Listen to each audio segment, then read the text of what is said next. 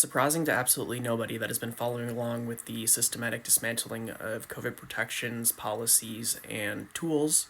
Following a $9 million COVID report, New Jersey concludes that it is not ready for the next crisis, specifically surrounding infectious diseases, which also means that they're not ready to handle the current crisis of COVID. At the high level, the report detailed the large amount of COVID deaths that happened in the state, how nursing homes were ravaged, the mismanagement of veterans' homes, and how hospitals were overwhelmed with sick and dying patients. Where Governor Phil Murphy conducted what he's calling a post-mortem review into how New Jersey responded to the pandemic. And on Monday, it concluded that the state fell short in dealing with the crisis. But not only that they're not ready for the next crisis, or the continued ongoing one, where the report found that neither the state nor the federal government had clear executable plans in place to respond to and manage such limited resources in an uncertain and rapidly evolving environment, calling this a collective failure, and I would call it a systemic failure, where at the same time, little has been learned since the crisis, which is still ongoing. And despite the experiential lessons of the last 4 years, New Jersey remains underprepared for the next emergency. But we have the tools, right?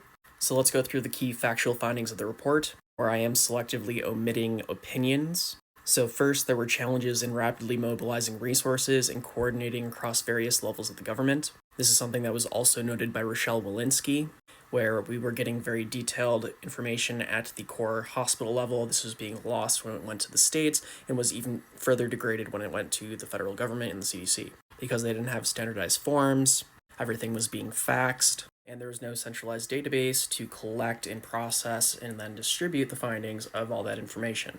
2. Incompetent leadership.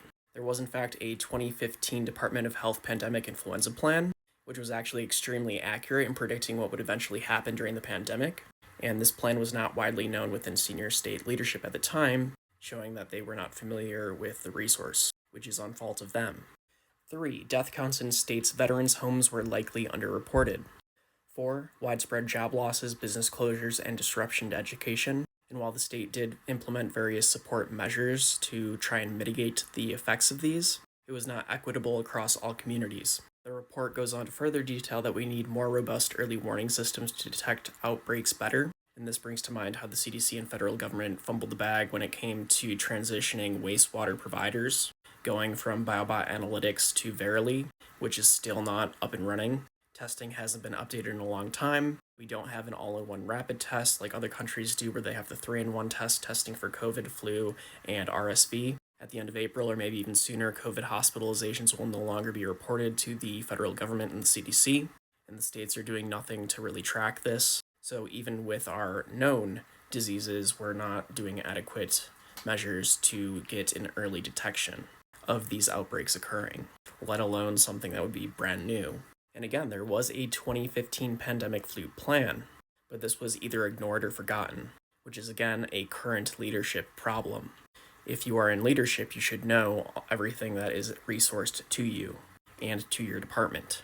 The report also concluded that specific roles and responsibilities of the two groups that led the emergency, the Office of Emergency Management and the Health Department, were not clearly defined, which led to initial uncertainty about who was in charge of what and where those lines of authority ran.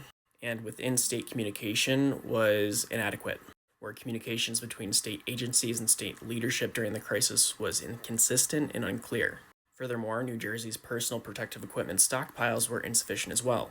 And we're now back into the same problem because our stockpiles of PPE that we stocked up in 2020, 2021 have now expired. So we are back again to that same point where our PPE stockpiles are insufficient again. And on top of all this, there's the breakdown in the global supply chain. So we couldn't quickly acquire new supplies to compensate for that lack. Or the final statement in this report is that the learning from New Jersey came at a steep human cost, and if the state did not act now to codify these lessons, it would lose the critical knowledge and skills developed during the pandemic to fight the next one and the current ongoing one, because we're still in the same pandemic, which tells us that we do not have the tools. The states are not set up to protect us against COVID for when it becomes even worse again, let alone if something new pops up on the horizon.